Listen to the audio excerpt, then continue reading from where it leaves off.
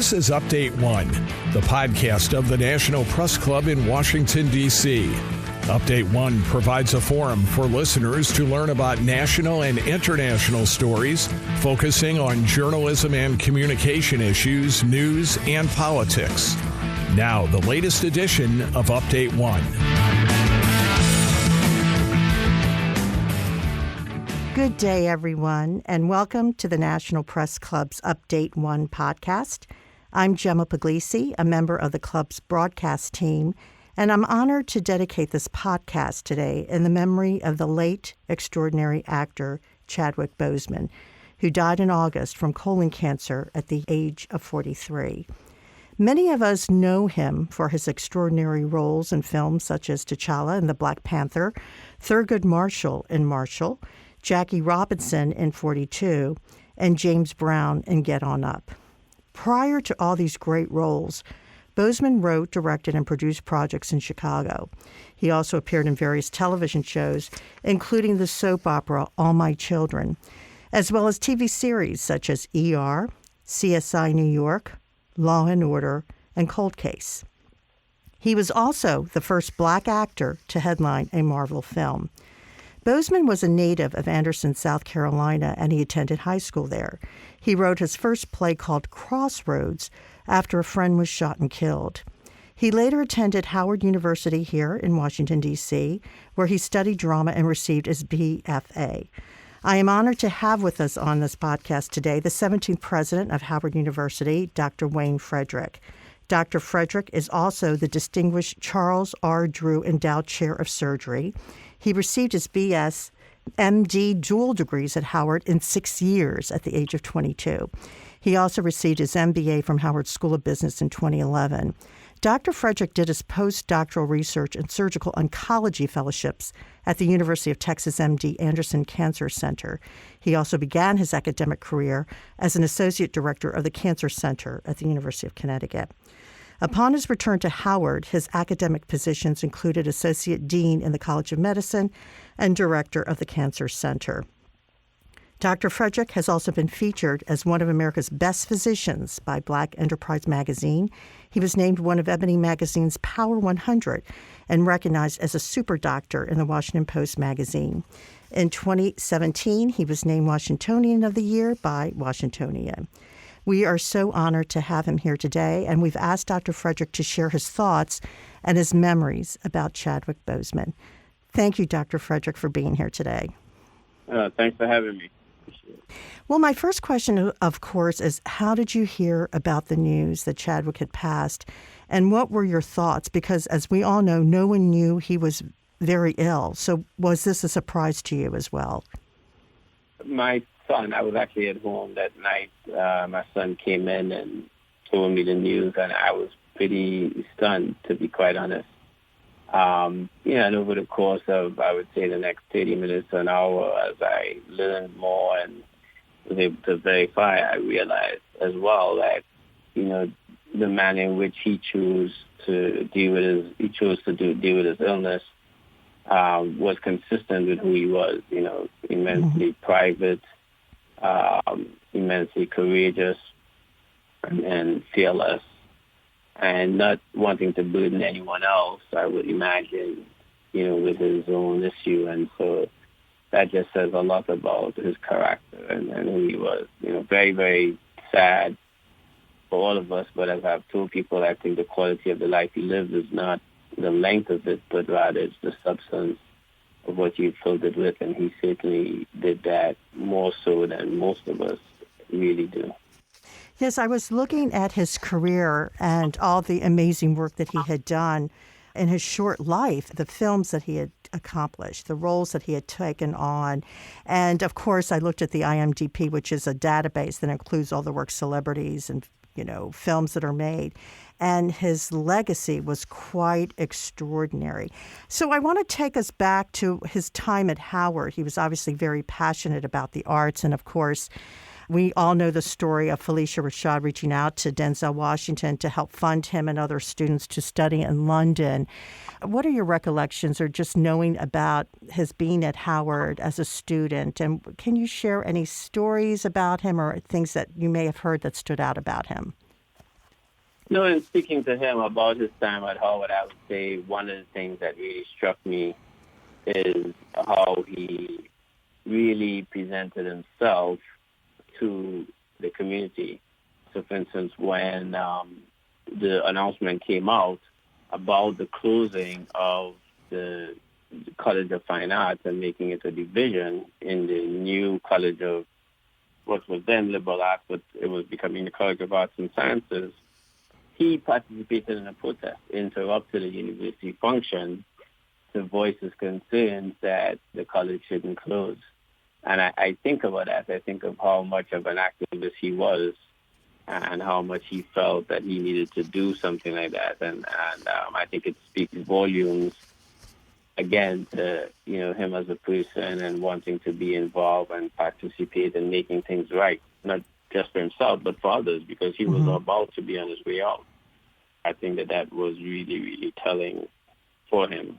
And so that's one story I remember. And I also recall that he interacted with his classmates so well. Bradford Young, who's a Howard alum and a noted filmmaker as well, does excellent work. They actually shot a film while Chadwick was here on campus that I think that they've sworn not to show anyone. Oh, I love it, yeah.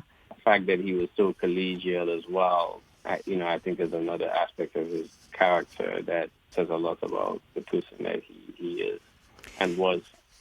I want to talk about that. Thank you for sharing that anecdote and those experiences.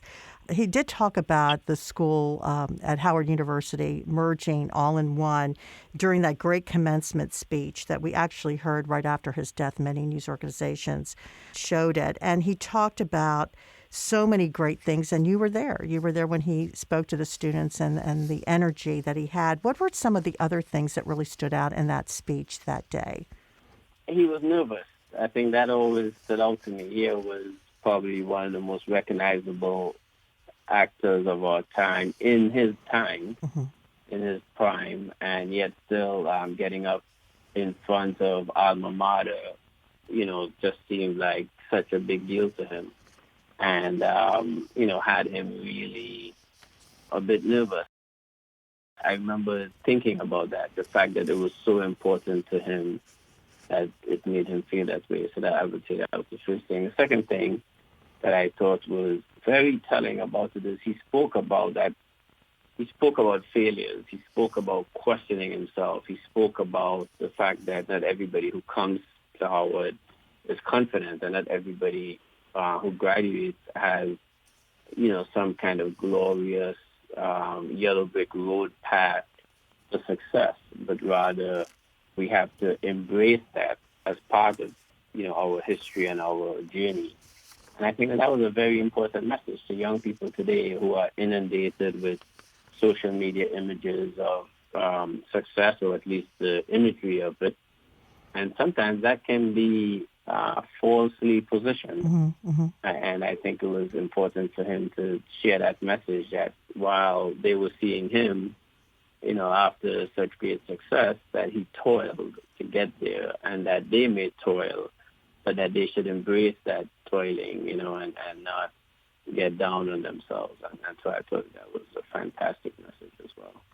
So I did see the speech, actually, and I played it several times, and he was so inspirational. And the story that I love that he told the students is about his being fired from All My Children, because he questioned the producers about his character. He felt it was racist and it was literally stereotyping.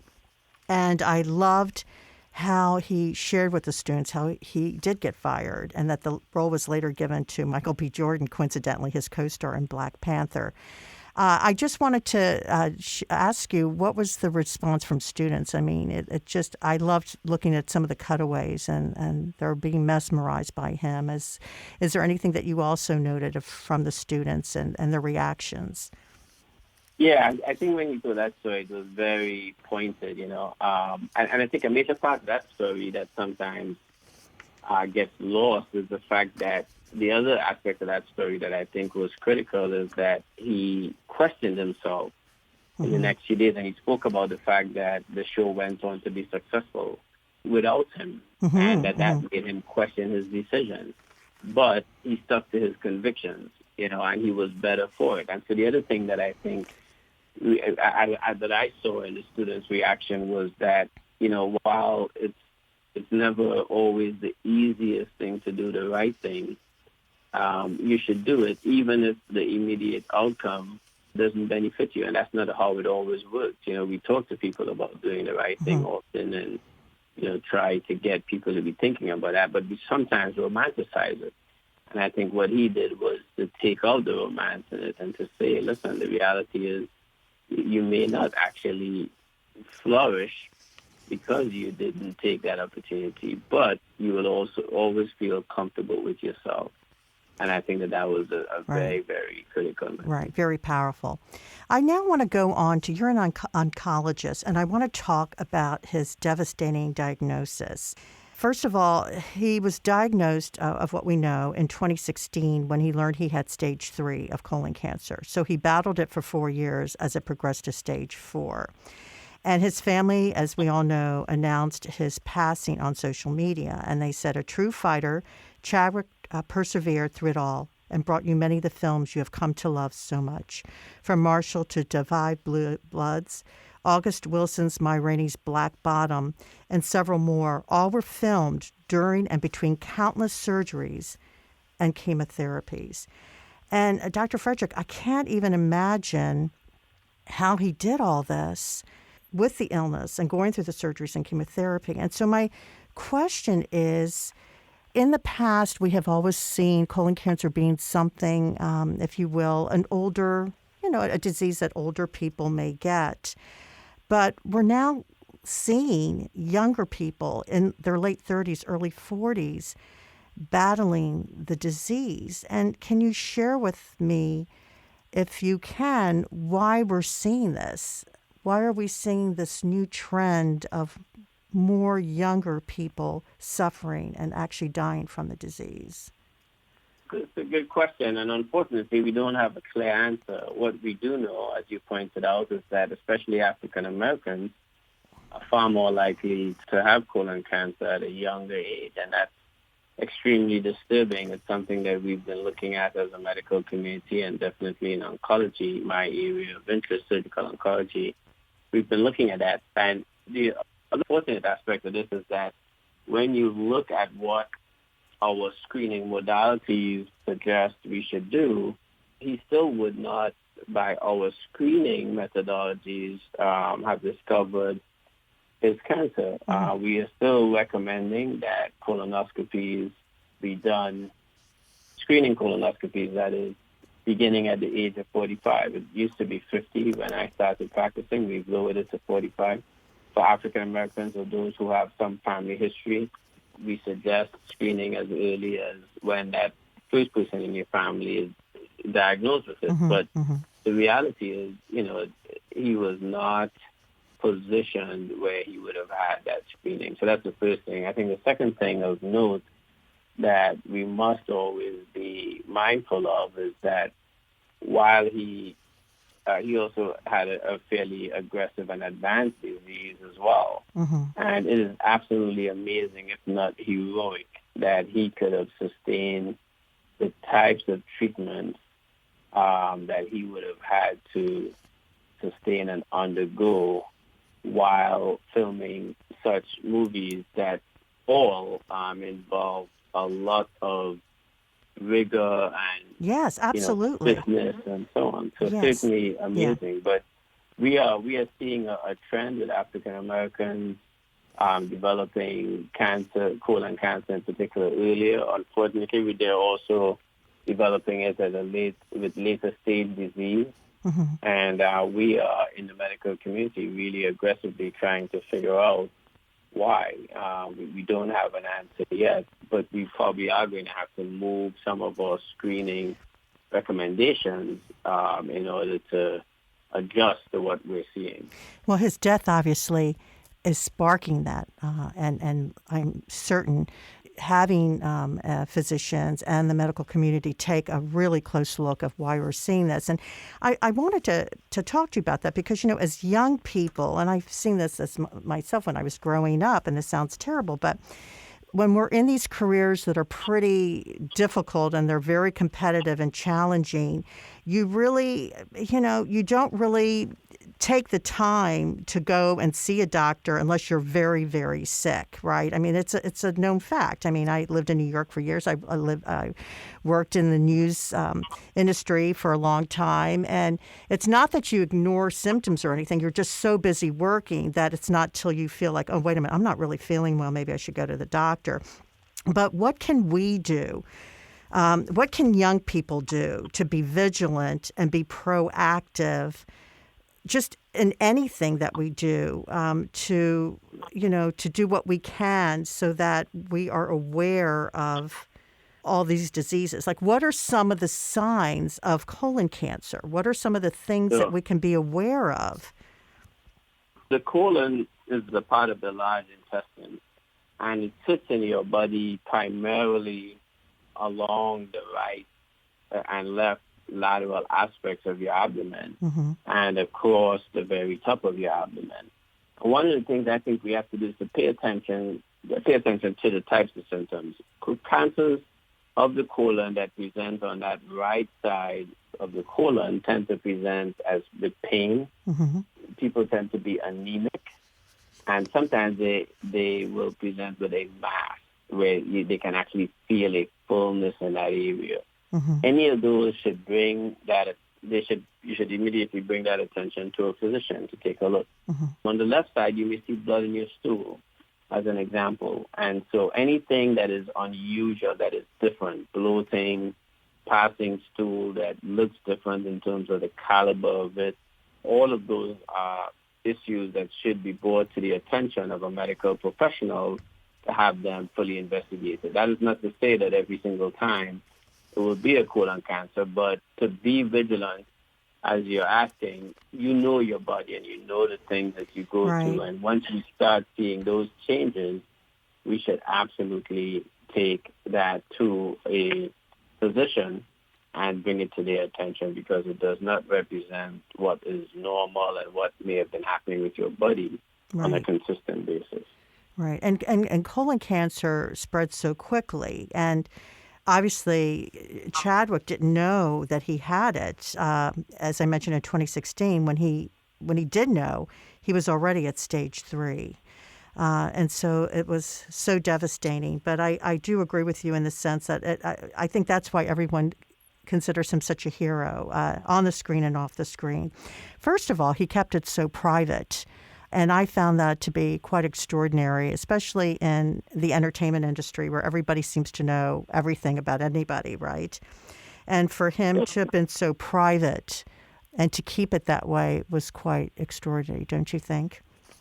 Yeah, everybody reacts differently. What I will say is, first and foremost, is that it takes a lot of courage to navigate those areas by yourself or with a very small, tight group of people. And I think in his circumstance, his relationships were very, very strong. And therefore, the fact that he was able to keep that to himself, I think also represents that the people around him were people who gave him the types of support that he needed. And so I think that's, absolutely critical. Our support systems, when you have a cancer and you're going through these types of things, is critical. I often tell patients that I am hesitant to see patients if they come by themselves. There's a lot going on. There's a lot of information that people are throwing at you all at once.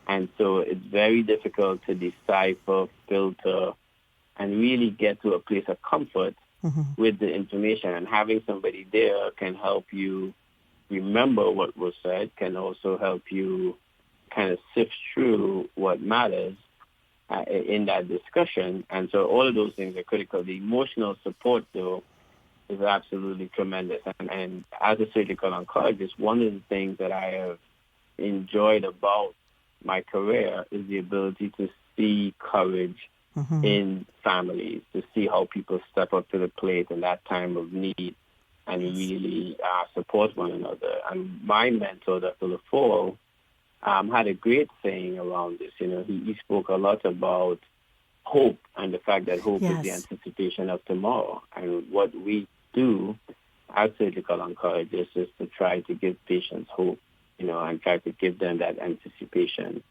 of tomorrow. And so I think those things are very, very important. Right, of which you spoke about in the speech. Let me ask you, when was the last time you saw him? Was it at the Howard University commencement address in 2018? Did you speak to him after that? When was the last time you spoke to him? The last time I saw him actually was in November of 2019. He came back to Howard to his movie 21 Bridges. He had a screening here on campus. I couldn't make the screening. I had a very, very hectic day, and so we arranged to meet at a local restaurant just before he had to fly out. And, we got together. We had a great conversation, great interaction. At that time, made plans for a variety of things, including a master class that I had signed a deal with him on that we were planning to launch. Wow. That we felt would be really, really important in terms of the types of things that we felt it would give the students in terms of opportunities. And so, we had a great conversation and made plans as, we normally would. How did he look to you? Did he look okay? Did he sound okay? Yeah, he looked great. There was nothing about him that made me, suspicious. What is his legacy for you at Howard? We know what his legacy is in Hollywood, and I think I read this somewhere where if they do a sequel to Black Panther, they will not replace his character with another actor, which I think is quite incredible and a great memory and an honor for Chadwick Boseman. What to you and for everyone at Howard and the students, what is his legacy for you all? I would say that it's, several things. First, I would say his compassion and willingness to give of himself, his humility, regardless of his achievements. He always made himself available to me and to Howard, was always just a call away, always advocating for students and willing to come to Howard and engage the student body. I would remember that compassion, that giving nature. I have to say as well that his presence as well, he was very regal in his presence. And that was not because of how he may have dressed or appropriated himself, but he was self-confident. He was confident in his skin. He was confident in who he was and how he presented himself to the world and stuck to those principles. The story we discussed earlier about him turning down a role because he didn't feel that, the character really embodied his principles was a big decision for him to make. But yet still, he did that with conviction. And so that conviction and determination to be true to oneself is something as well that I would always remember. And that is such a great way to end this podcast and this interview. My thanks to Dr. Wayne Frederick, Howard University's president, for sharing his thoughts and memories about Chadwick Boseman. I really appreciate your time and your work. My thanks to Jeffrey Madison and Mike Heppen. This is Gemma Puglisi. On behalf of my colleagues here at the National Press Club, thank you for joining us today to hear about the wonderful, extraordinary actor, Chadwick Boseman. Good day.